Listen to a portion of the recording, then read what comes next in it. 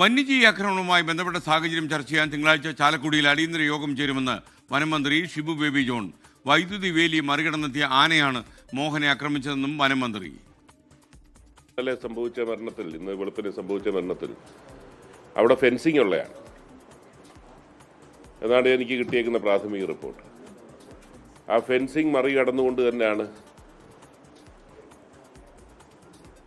ഇപ്പോൾ സംഭവിച്ചേക്കുന്നത്. രാത്രി 1:30 മണിക്ക് തന്നെ അലേർട്ടും കൊടുത്തായിരുന്നു. ആനയുടെ സാന്നിധ്യമുണ്ടെന്ന് പറഞ്ഞ് വാട്സാപ്പ് ഗ്രൂപ്പുകൾ വഴി അലേർട്ട് കൊടുത്തു. പക്ഷേ മനുഷ്യരെന്താ ചെയ്യും? കഥ തുറന്ന് നോക്കുമ്പോഴത്തേക്കിന് മുമ്പിൽ വീട്ടുമുറ്റത്ത് ആന നിൽക്കുന്ന ഒരു സാഹചര്യം. അതുകൊണ്ട് തന്നെ തിങ്കളാഴ്ച രാവിലെ ചാലക്കുടിയിൽ വെച്ച് ചാലക്കുടി പ്രദേശത്തെ വിഷയങ്ങൾക്ക് പരിഹാരം കാണുന്നതിനാവശ്യമായ യോഗം നടക്കുന്നുണ്ട്. അവിടെ ഫെൻസിങ്ങിൻ്റെ നിർമ്മാണ പ്രവർത്തനം നടക്കുന്നു, അത് പൂർത്തീകരിച്ചിട്ടില്ല. അങ്ങനെ ചില വിഷയങ്ങൾ ശ്രദ്ധയിൽപ്പെട്ടിട്ടുണ്ട്. അത് തിങ്കളാഴ്ച രാവിലെ അവിടെ ചെന്ന് ഒരു അവലോകന റിപ്പോർട്ടും എടുത്തതിന് ശേഷം